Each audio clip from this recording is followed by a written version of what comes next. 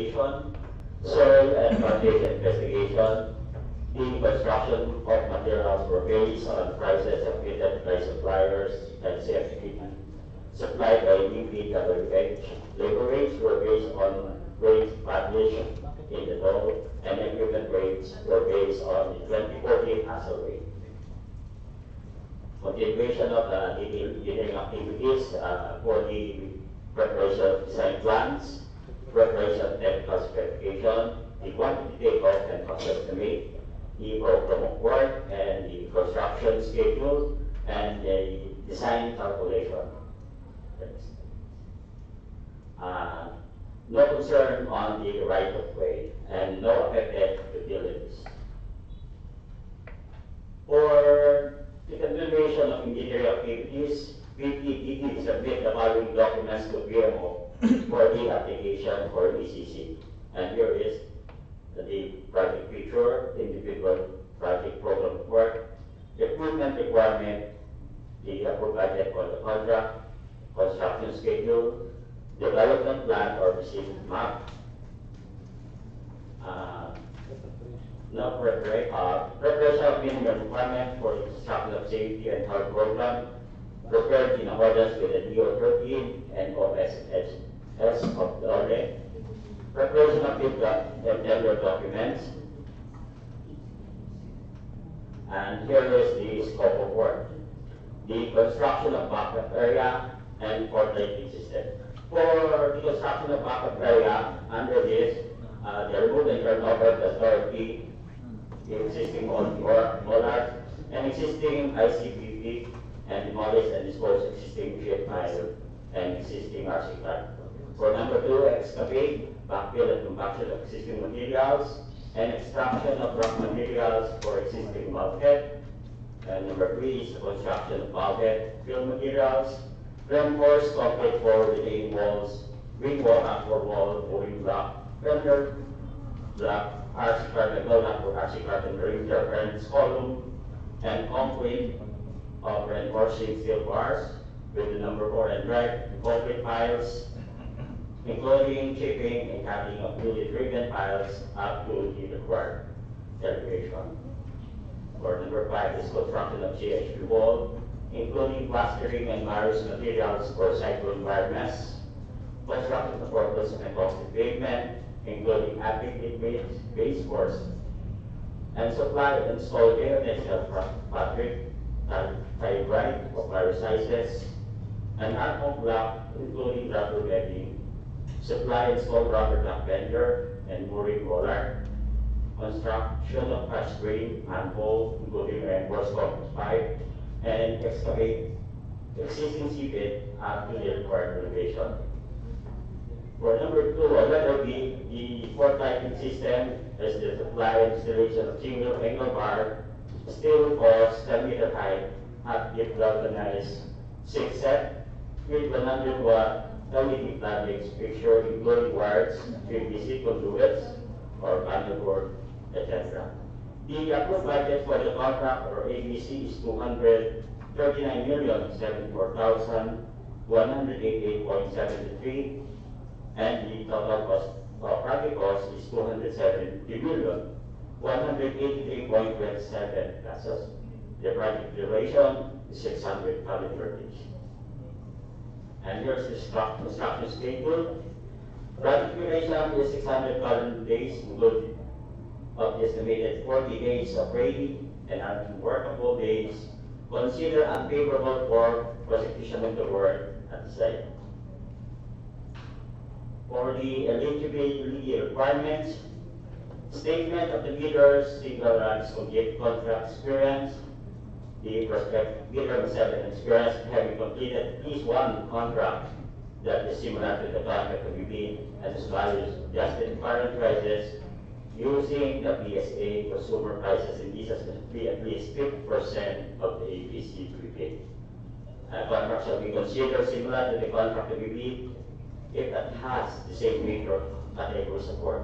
The item of work of the completed contract must be similar in nature and complexity to the contract to be bid, with at least 50% of the required quantity for major operations work as indicated in Form 9 of the eligibility documents.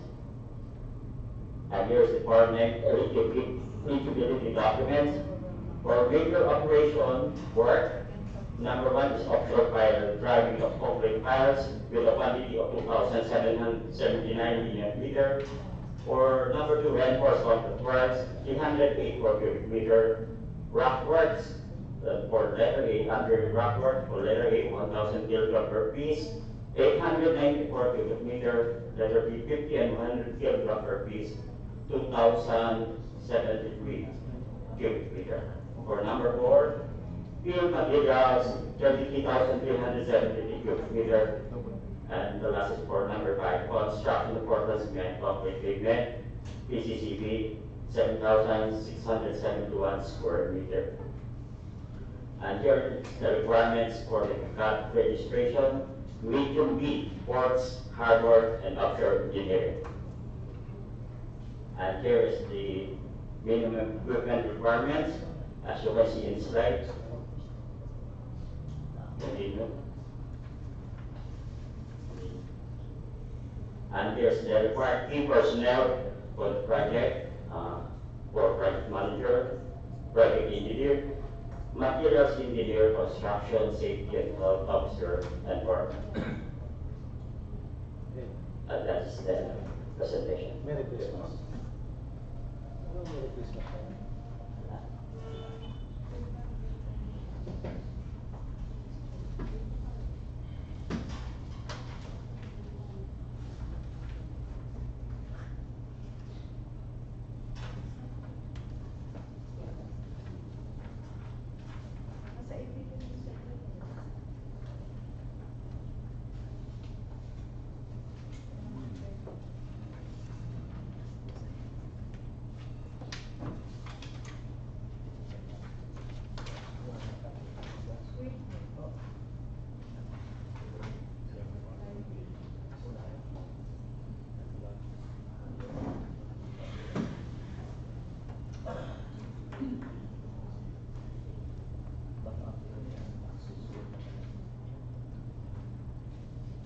Coordinated na sa iyo yun? Yes, sir. Kasi hindi na-confer yung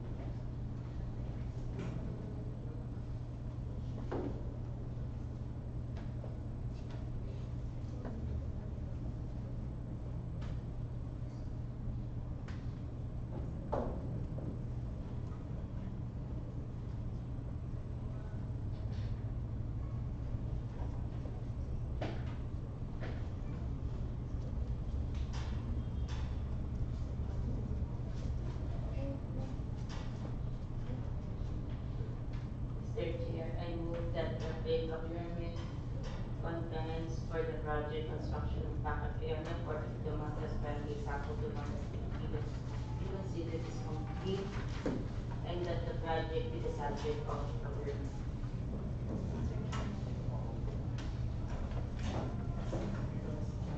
it has been moved as a candidate to declare the construction of backup area for the Dumangas, Barangay Sabaw, Dumangas Village.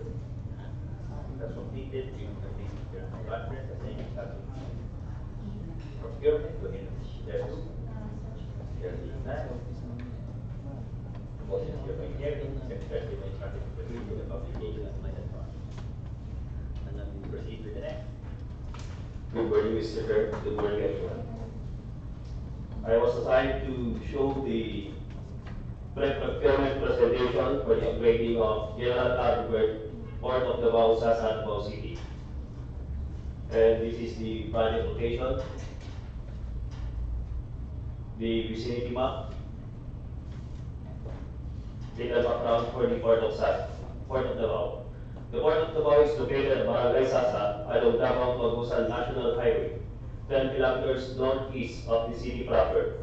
The site is 148 nautical miles to General Santos, 272 nautical miles to Cotabato, 332 nautical miles to Zamboanga, 490 nautical miles to Surigao, 581 nautical miles to Cebu, and 851 nautical miles to Manila. It is bounded in the east by the islands of Samal and Talikod. Existing facilities of the Port of Davao consist of the following: wharf, office storage area, closed storage area, container area, marshalling area, passenger terminal building, passenger shed, port operations building, terminal office, and warehouse and transit shed. Continuation, the port of Davao Sasa is expected to handle 5,565,066 metric tons of cargoes and 1,221 vessels by the year 2022. The proposed project aims to restore the operational efficiency of RC Wharf and hereby continuously render services to its ports users. The proposed project is included in the approved PPA ATP for CY 2018 for head office infrastructure projects. Excuse, yung mga forecast and everything, saan nang galing yun? Meron bang feasibility, latest feasibility study for this purpose? Yes, ma'am. Anong, saan galing yung FS? Sa akin na, sa Pian ba? Internal study or FS na ginawa ng service provider?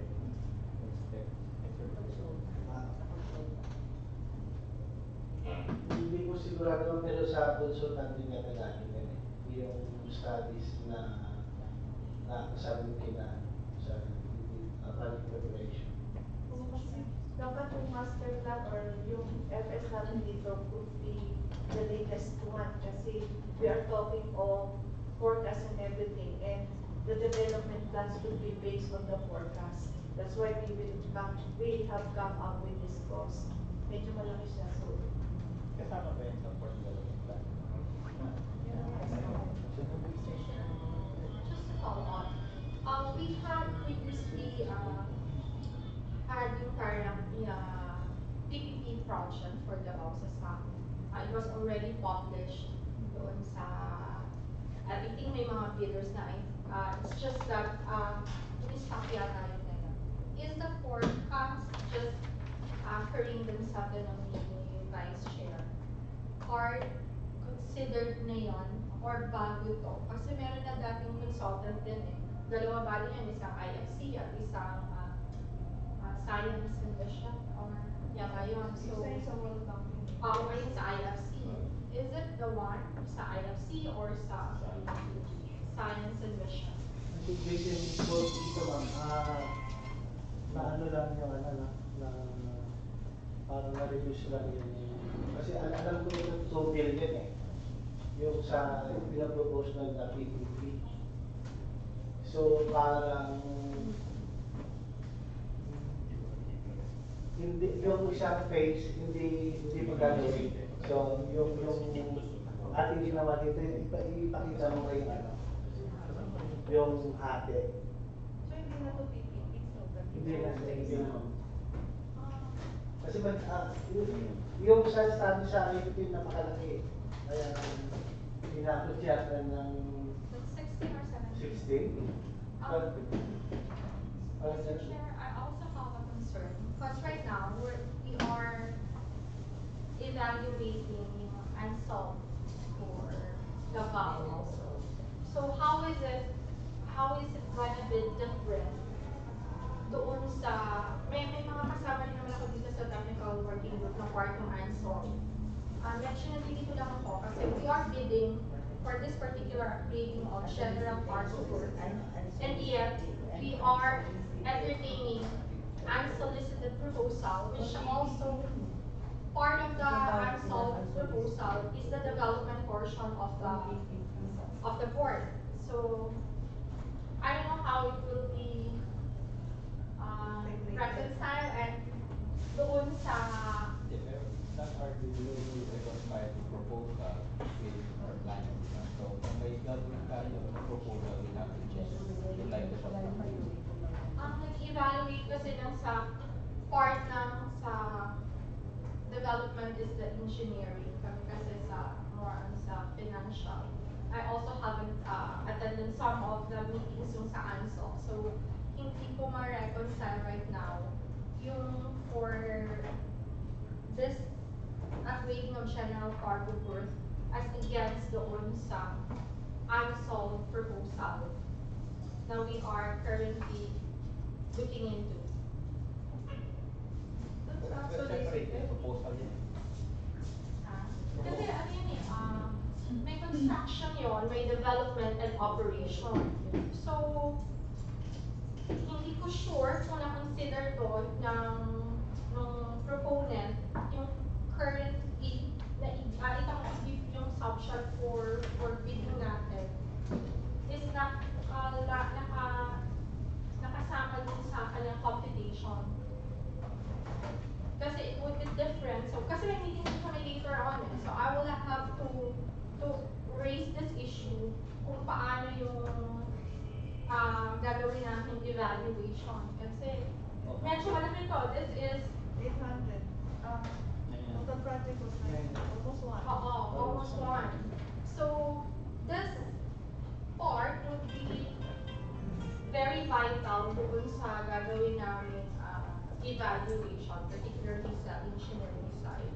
Kung paano yung costing. Kasi we're also going to consider yung costing na eh. How will the proponent be able to recoup yung kanyang expenses?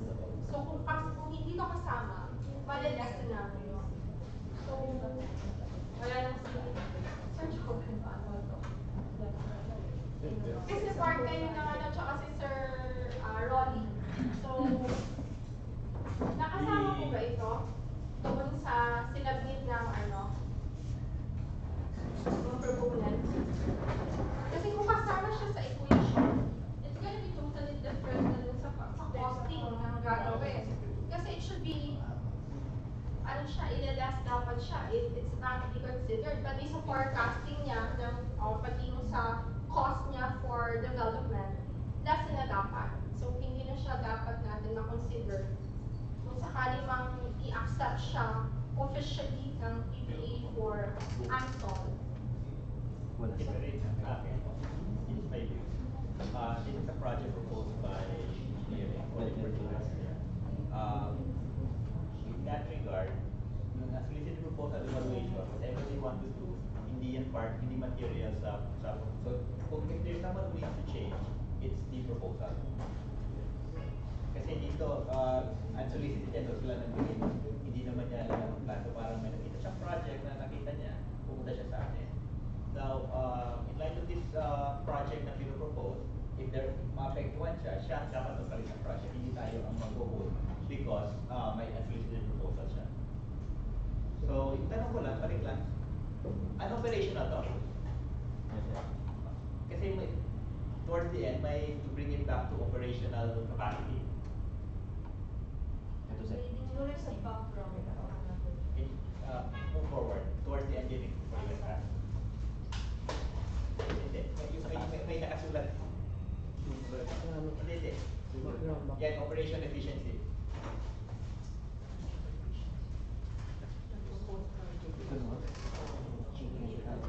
Ano bang current situation?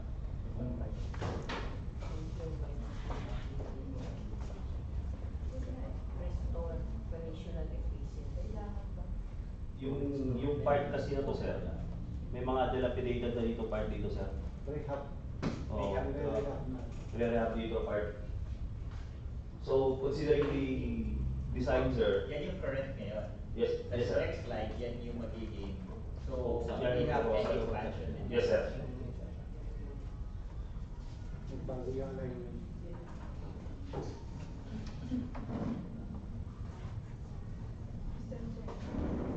If I may, kasi there was this phasing mentioned before. So if there is a whole plan, this is part of the phase. So ano ba yung whole plan? Kasi doon ano bang dulo? Kasi kung phasing ito, then there will be continuity ng project. So yung bang continuation nito, may saan solicited pa ba or PPA will through APP in the next 1 or 2 years? Kasi para alam natin yung what we are getting into. Kasi marami ng changes dun sa fourth project na to. This is phase 1. Yes, sir. Even filling out the other phases, sulit ba yung investment natin dito? So, ibig sabihin, magagamit natin ito. We can run to first. Ano bang next step dito? Bale, ang phase 2 sir is etong portion natin sir. Pero notwithstanding the completion of phase 2, nagagamit na natin ito. Yes. to develop it. Ito, malaki naman to sir, pwede naman natin gamitin ito sir. So, it can stand alone. Yes sir. Pero with regards our port development plan, may further plans pa tayo dito. Meron pa sir. Napunta sa mga terminals or also good days po sa magagamit na po sa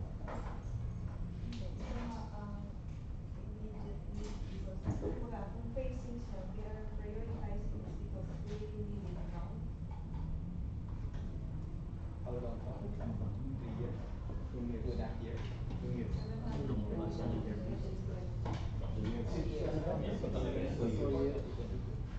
Dati yung hindi kasama yung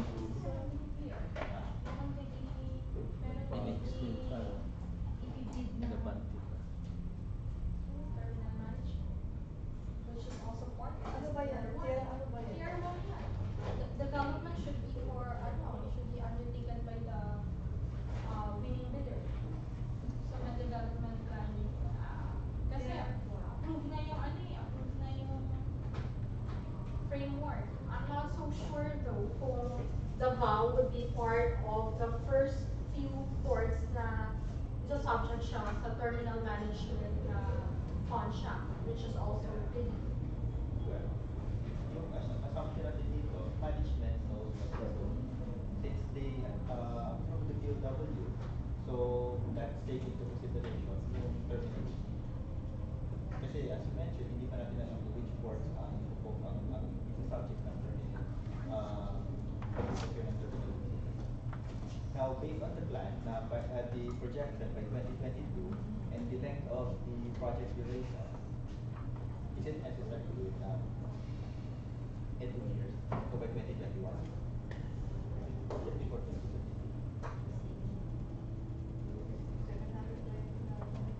2 years. Magagamit ba yung port nito, ha? Yes, sir. Gano'n kalaking area yan? So yung buong length niya ng short ng Yung length na Ito sir, 216 sir. so during upgrading hindi ito magamit. During upgrade sir, hindi ito magagamit. Tama sir? Dati Hindi sir. hindi magagamit. Hindi sir. Anong alternative plan ng Davao? Kasi very Pero eto, high traffic siya na marami siyang cargamento.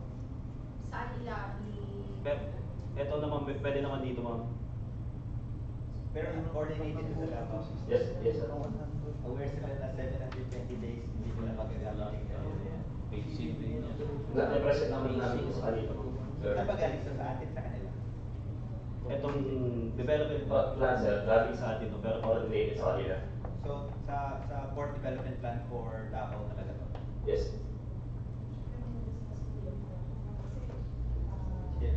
Reminder lang. Yung operational Dapat well aware yung Davao niyan dahil malaking chunk yan ng berthing area ata yung mapekwa. Matagal. Yun lang, i-coordinate din. Based naman sa sinabi na yun nga, na by 2022, mag-increase yung volume.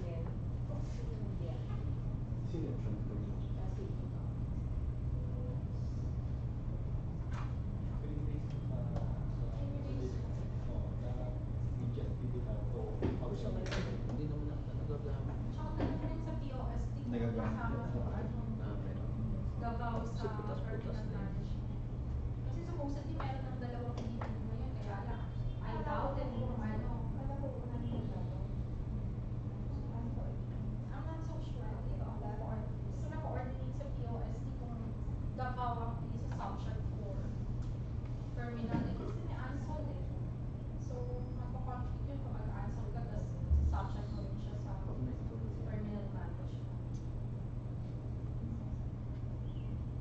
Pero sa ngayon sir, dito banda, parang wala. Sira na dito. So as of now, hindi ka talaga nagagamit ito. Dito So, banda. kaya may operational deficiency, factory operational deficiency. Yes sir. So, yung area na yan, patay yan.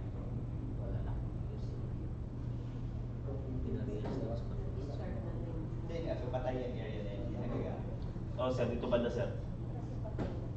Hindi na nagagamit yun. So basically, yung upgrade, inaayos yun, tapos pinapalaki. Parang hindi na pasok.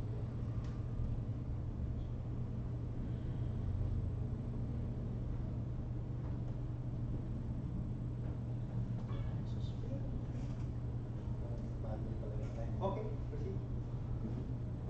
This is the site development plan. Schedule of detailed engineering activities. Hydrographic topographic survey conducted by DSD. Site investigation was conducted by PPDD engineers. Soil and foundation investigation was conducted by RS Hardin and Associates. Construction materials were based on prices submitted by suppliers and CMPD supplied by EPWH. Rates were based on rates published in the DOLE website. Equipment rates were based on the 2014 asset rate. The preparation of the site plans, technical specification, quantity and cost estimates, program of work, construction schedule, and design calculation were completed. No concern of on the right of way, no affected utilities. PPDD to submit the following documents to PMO for the application for ECC, project figures, individual project program of work, equipment requirement, approved budget for the contract, construction schedule, development plan, or vicinity map. The preparation of minimum requirements for the construction safety and health programs prepared in accordance with DO 13 and OSHS of DOLE. The preparation of bid or tender documents completed. The scope of work. A. Upgrading of general cargo work with an area of 8,954.7 square meter.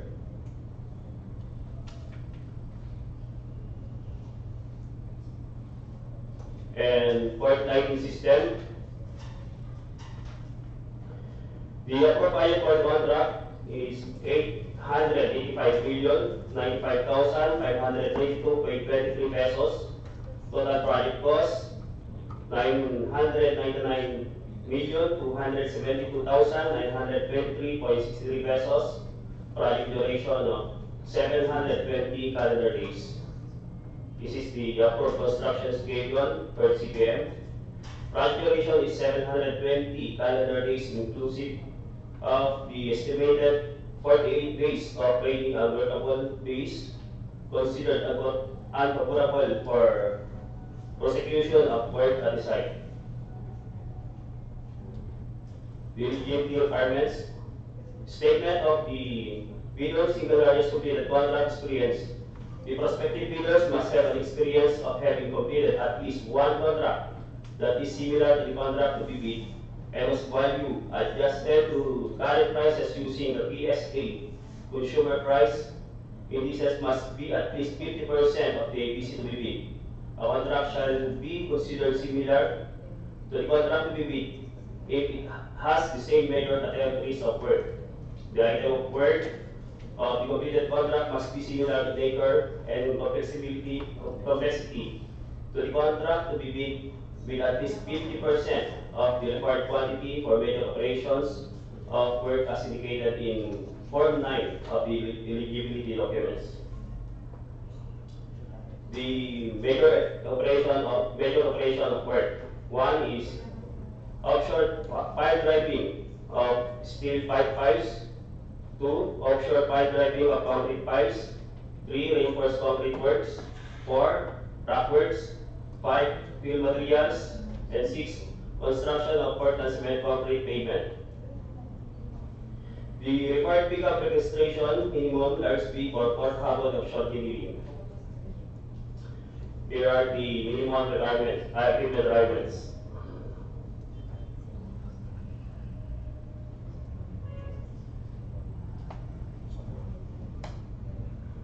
Key personnel requirements: the project manager, project engineer, materials engineer, construction safety and health officer, and foreman.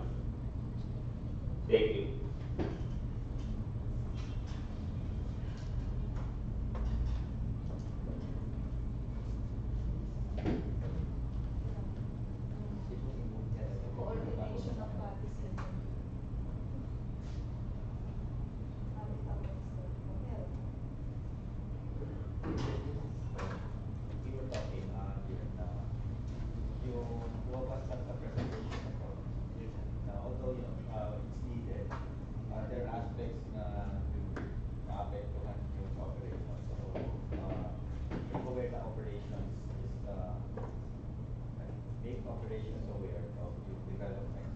it could affect yung sa terminal discipline yung sa evaluation of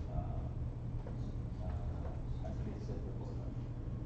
Kasi yung recruitment and yung projections niya, baka magbago because of our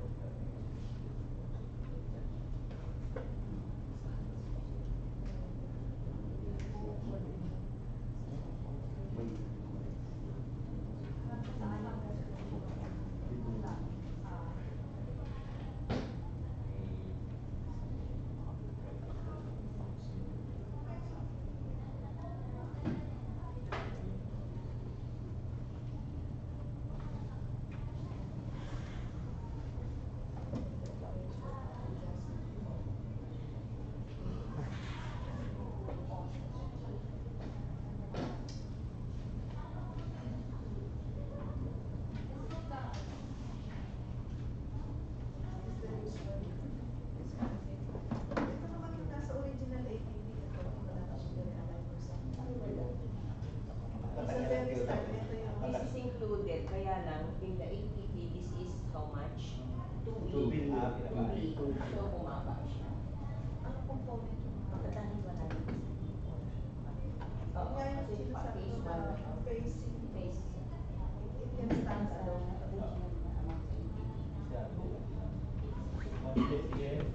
Yung ba yung sila ko? Kano kalaki? Mga siguro yun na to. 16. Ano sa? Mga 15 yata. Yung sa kanya set. Doon sa gilid sir, mga malinaw. Mga 10 siguro yan sir. Mga 10 Doon siguro. 15. Sa pinakamalaki sir, 21. Nakapila talaga. oh, mga ganun sir. Kaya lang, because of the different policy issues that need to be fleshed out. That's why we push before yung PT kasi kailangan talaga siyang i-upgrade.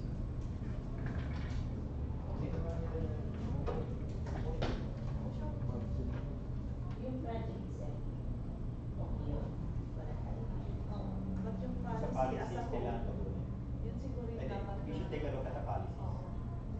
Kasi parang nagaan siya eh. May mga different tayong tinitingnan na eto, may development plan tayo, but we are still considering other na meron ding development component yung gagawin bidding. Tsaka doon sa Ansol, meron ding development component. But according to the chair, the unsolicited proposal or the proponent should adjust doon sa current na ide-develop ng PPA, which is yung funding with the corporate funds.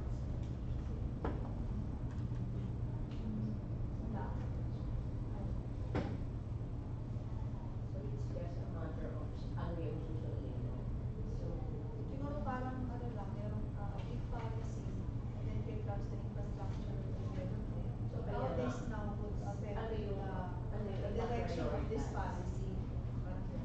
So, every time na meron yung mga unsolicited proposals, we have to, tayo ba ang dapat mag-adjust? Hindi. Yan lang sigurado. We do not adjust to a proposal from the outside. Kasi we have our own development plan. Now, even if the development plan is similar to the proposal, it doesn't mean we hold our development plan. Kasi ibig sabihin, we have money, we don't need the PPP. Kasi for Ansol lang naman, consider lang natin yung Ansol kasi it's part of the development plan. Supposedly, it's not gonna be considered sa Ansol. What we're looking into the Ansol, if there is a new technology that will be bring by the proponent. So yun yung tinitingnan sa Ansol kung may new technology. Kasi definitely, kasama siya sa APP natin, dapat hindi siya mag-consider sa Ansol, except if there is a new technology.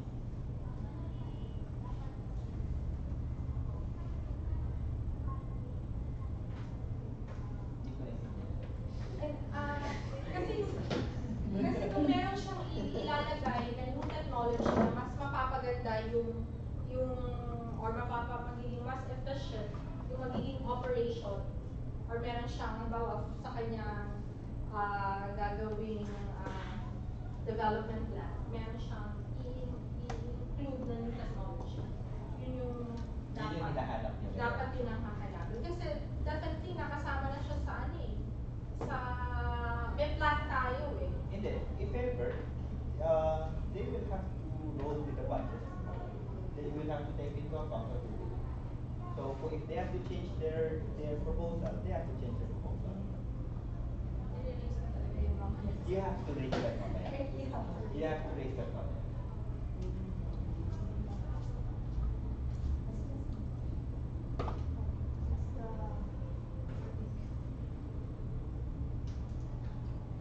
Oh, nakakalutang mo po. Labas. Yes, sa Magpapasko. Parmigiana. Magpapasko para Hindi, pag-usapan. ang tanong ko is, ano consider ba natin, sir, na ito presentation, the conference is complete, kaya lang, kumbaga, parang pag na-trash out na yung iba pang mga issues regarding of the issues, hindi na tayo ulit babalik din sa conference ulit para mapupush tayo na lang. So yun yung concern ko lang. Because it will take some time na nandun. So, if infrastructure, may period talaga yan. Policy is easily threshed out. Pag-usapan ko with regards with development. Pero sa akin, there's a timeline here, 2022.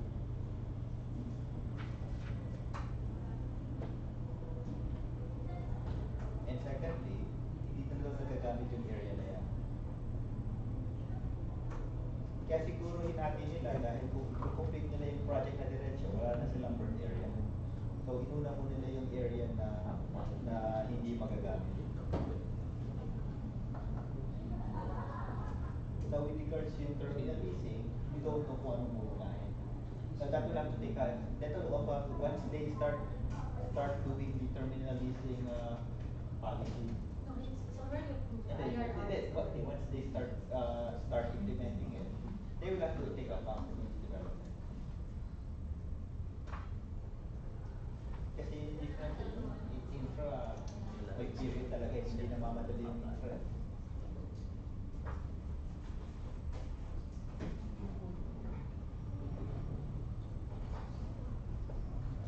It has to be upgraded. However, it should be taken into account with the review of the plan. With the review of the Kasi, unsolicited proposal, with the review of the implementation of terminal leasing, Kasi we with are the talking of the immediate upgrading of the port because it has to be efficient in the short term and long term. Then we have to upgrade the port. currently, hindi ito pwede lagyan ng mga cranes because yung semento. Now, with this upgrading, kaya na ba malagyan ng crane yan? Kaya sir, kaya. Kaya ba Mahal siya. ang laki ng totally tatanggalin ba yan o Bali tatabunan na yung sir. Kasi naka-sheet pile po siya, so pre-claim po siya. So kahit na magkaroon ng crane, naka-design po siya, pwede siyang di ba lagyan. yung weight ng crane kaya na masupport na? Kaya sir, may mga design naman tayo. Pag yung release, pwede naman nating lagyan sir. Pero sa ngayon, hindi pa nakalagay yung abang ng crane. Nakabang sir, may abang May yan. abang yan. Ever. Dun sa abang ng crane, iniisip na ba nun kung anong klaseng crane ang ginagawin? Yung depende lang naman kasi sa gauge yan ma'am eh. Kung gaano kalaki yung gauge mo. Pero yung seaside yan ma'am, pwede na siya. Pero dito sa land side kasi, depende lang sa gauge niya. So, madedesign mo pa rin. Design mo in such a way na by that time na natapos na siya, and then eto na yung forecast mo for anong type ng vessel or yung mag-aano doon at yung weight, but how many containers yung i-move niya. So mag-a-adjust yung ano na yun, Yes ma'am. kung ano yung need ng crane. Yes ma'am. ilalagay. Actually, nasa 30 to 35 yung gauge niya ma'am. Malaki yan. Sa moves na Yes ma'am. yung parang Crane with. Yung kasi big yung mga moves and with yan, Crane with. dimension. Hindi ako technical pero parang ganun yung nakita. Is it yung ship to shore crane ang kinoconsider dyan? SPS? Na crane? Ship to shore.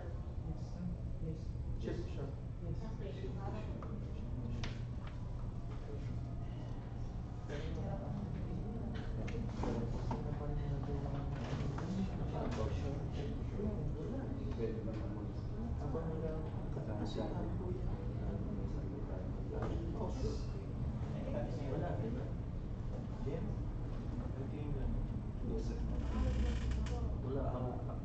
Kasi yung harap niya, nakadesign na siya. Kahit magkakaroon. Sa likod na pindang lang. I-coordinate namin sa POS. Kasi baka kasi sa akin lang nila, cargo lang siya. Pero yung technology kasi na nag-upgrade yan. So, kinuha na namin itong harap niya. Siya lang po cargo.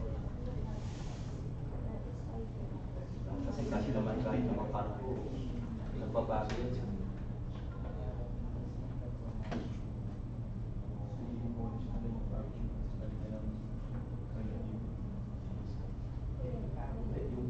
Yung crate na yung panismo sir. Design na. Ready, ano ba yan? Ready na. Sa Ready. Yung sheet pile board. Yung sheet pipes na. So ilalagay mo na yung isang leg. Ilalagay mo na Pwede na ilagay mo sa ilalagay mo yung ring o abang? kahit wala pa yung abang rate sir, wala pa yung rate. At abang lang. Nakapag if ever na sir. So, ibig sabihin, ano na natin yung dates? Ang magbabago lang naman sa is yung Mr. Chair, I move that the trade procurement conference for the project upgrading of general cargo berth for the platform sa Santa Rosa be considered as complete, and that the project be the subject of Pwede procurement. mo mag-drive doon sa likod. Hindi mag-focus. Bumuhukay ka pa din. driving lang yung driving. In a civil, technical, procurement department of the grading of cargo, general cargo berth for the Davao Tapos City. And the same is procurement Pero hindi na with may 30 yun. Cost. there is that. Tapos siya is there. Agriculture training instructor of the city of application of the same project. Ang initial niya kasi Oo sir, 60. Pero pumunta na lang kami sa kahit ng pila. yung kasi yung pinakamalaki. Oo, yung pinakamalaki. Kasi di naman namin alam sir kung Yung pinakamalaki kaya kasi po. 30 to 35 sir. Masyado lang kayo sila. Pag masyado mo na yun sabi ko kay Sugar.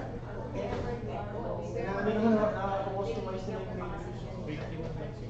Yun lang. Kasi kung kasi budget tayo. Oo. Masyadong malaking yara.